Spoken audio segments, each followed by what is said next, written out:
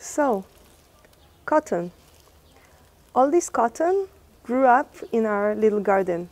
It's pretty amazing, much more than what I expected. And each cotton flower looks like that. In Hebrew it's called tzemer gefen, which means the wool of the vine. And only when I grew the cotton myself, I realized why is it called like that in Hebrew. It's really like the leaves here really reminds the leaves of vine, the vine leaves. So this is a really, really beautiful plant. To see it grow is like magic. And now it's the spring, so it's just the time to plant some, to put some seeds of cotton. And we are going to do it today. We're going to plant seeds of cotton. And we're also going to do one product that is really dependent on cotton. And I don't mean a shirt, and I don't mean a pullover, because we don't need to make any more shirts or pullovers, okay? There's enough for everybody for many, many, many years forward. So it's really not urgent. I'm talking about the little things that we use every day that are made of cotton. And what if it was possible that we would not buy those products in the supermarket anymore? Because it will grow in our garden, and you know, when we need cotton, we just take cotton and we use it for anything that we need. So when I say that, can you pay attention to the thoughts that run in our minds, in our collective mind? Like what thought comes up? So I think I already introduced the capitalistic character that I have in my mind, and I think it's a collective character and that we all have it. And my character, inside my mind, there's a thought going on saying, oh, come on, that's not practical. People will not grow their cotton. Why should they? Cotton, like in Israel, the thought will go, oh, cotton, it needs a lot of water. We can't grow cotton in Israel. It needs a lot of water. And if we are in America or maybe not only, we will think, oh no, cotton is such a hard work. And I will think about slavery and the slaves in America, and like these really bad feelings will come up, and I will think, oh, it's like too much of work, we can't do that. And it's interesting to stop and breathe and look at those thoughts and ask ourselves, have I ever grew one plant of cotton in my garden or in a pot?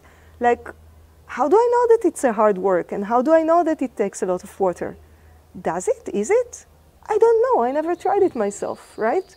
So because the way we are brought up in schools, like we're sitting on a chair in front of a teacher, and it's like we are in a room. We're not out growing our own cotton, right? And then we are in our apartment that we paid so much to pay the rent on it.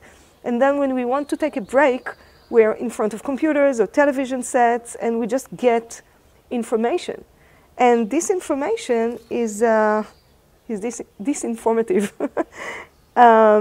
This information tells us stories. The stories are a system like stealing, right? So I want to tell other stories that are also in our minds. They just have been depressed over the years from a very early age. When we wanted to do our own thing or to do something we really love, somebody, a grown-up, will tell us at first, oh, this is so sweet, this is such a good idea. But then some days or hours or years later, it would go, oh, that's not practical, you will never make money out of it. Oh, that's like not, you can't do it. It's like, stop thinking small, start thinking big, prepare your business, go to study something serious, what are you doing? And then slowly our fingers are forgetting, or maybe they even never learned how to do simple works, and anything like what they know, like the only thing they really know how to do is to type on keyboards. And for some people, it's really what they're meant to be, I'm sure. But for most people, this is not, it's not. It's just, you know, it's a way to live, but it's not really life. So in real life, we can grow cotton, and it is very practical. And this is what I want to show today. Notice that while I was talking, I already prepared two very wonderful products. One is cotton without seeds, and another is the seeds of the cotton. Yeah? That's amazing. If you put this seed in soil, what do you think you will get? Put a seed of cotton, you get cotton, right?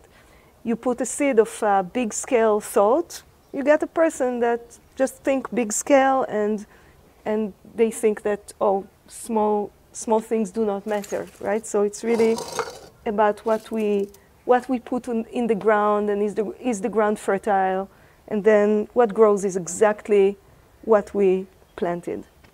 It really shocks me every time. And again, because I was brought up in schools and tables and rooms, and I was not touching soil until I was 40 years old. So at 40 years old, I discovered that when you put a seed of sunflower, you get sunflower. It was amazing. And maybe we will do also sunflower class. So let's plant some seeds. It's very simple. It doesn't take the whole day. It doesn't take research. You don't need a computer for it. You take simple soil. Like, this is really simple soil, but I did make some mixture here that we will talk about in when we talk about compost and soil making. Right now, I'm just taking the soil. There's a soil in a simple pot, and I'll put one seed. I will make a little hole. I'll put the seed, and I will close it. This is it. I have a pot with a seed of cotton. That means that in a few months, I will get maybe 5 or 6 or 10 flowers like that. Isn't it amazing? And in each flower, there will be a few seeds waiting for me. So that's natural economy, right? You put one seed, you give it the right conditions. Of course, you water it. You keep the soil watered moist every day during the hot weeks and months that are ahead of us. And then in the I think in midsummer, it will be already flowering. And then at the end of the summer, this is the time where we take all the cotton and we were just amazed this year. We got more and more and more flowers, and from really just a few plants that we put in the garden. So that's real economy. It's the natural economy, and it's so comforting to take active part in it. So I really recommend it. And in the next part, in this episode, we will make a very, very useful product. Okay, so now to the practical part. I have the cotton that I already removed the seeds from. And what I'm going to make is ear picks. I think it's one of those products that, first of all, are usually not really recommended. Like, doctors usually say we don't need them, and there's a lot of chances to actually hurt our ears when we use them. So we need to use them very, very carefully. If you don't feel you need them, great. But if you happen to have one of those packages of ear picks at home, it means that once in a while you are using them. And it will be nice to imagine that it's the last pack of ear picks you ever bought in your life. So that's one less reason to get into one of those pharmacies, farm markets. It has all kinds of names around the world. Not very pleasant places to hang out. And yeah, it's actually a really, really nice little project to make your own ear picks. And if you are not using 5 of them a day, I mean, you really shouldn't, then it's completely doable to make a few. Again, maybe while you're talking with someone, maybe to do it as a family project. And then you just have, you can have your ear picks for a whole year. So for ear picks, we need cotton and we need some woody sticks, right? Woody sticks. Sticks are usually woody, Tami. Okay. So I tried all kinds of plants for that, and I found out that rosemary is really one of the best. So I take the rosemary little branches, but not the most thin. Like this one is almost too thin. It will break when I use it. It will break. Here, maybe this will be better. So if I go with my fingers against the direction of the growing of the leaves, it will be very easy to clean, right? And then to break it, I do something like that. Oh, this is... And then, first of all, I enjoy the essential oil of the rosemary in the meantime.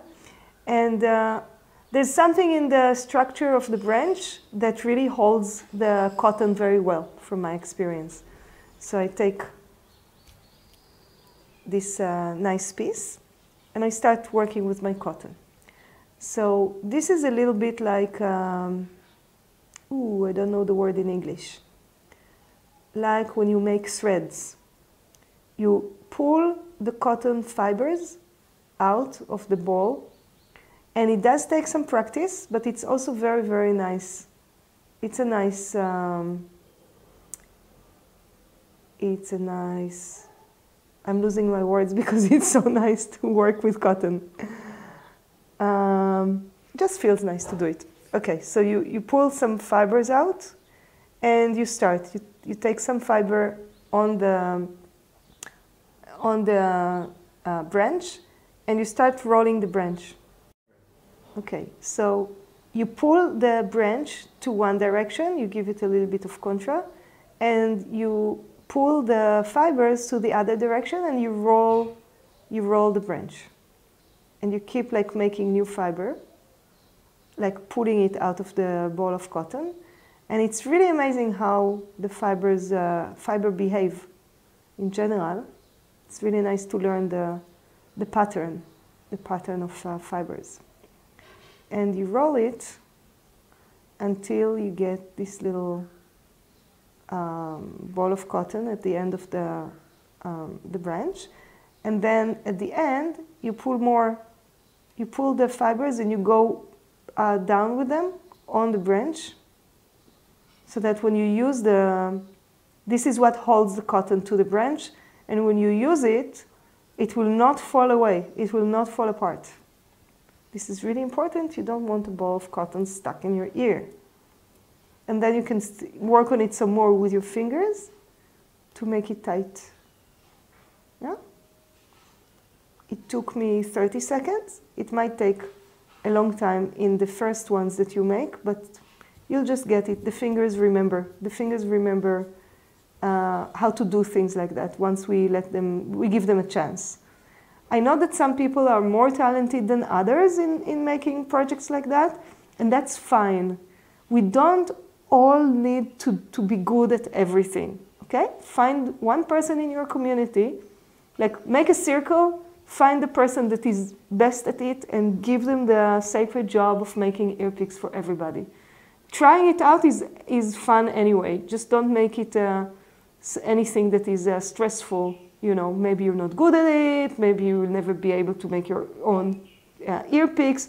It's fine. Somebody that you know will be really good at it. And I'm sure that you're good at other things. And we will talk about community more in the chapters ahead, because it's really, really, really important. And for now, find somebody that has cotton seeds, right? Find somebody that has cotton seeds and plant some cotton. And call me when you have any challenges about growing cotton or making ear picks, and maybe you invent all kinds of other things to do with cotton. I would love to hear. So enjoy the spring.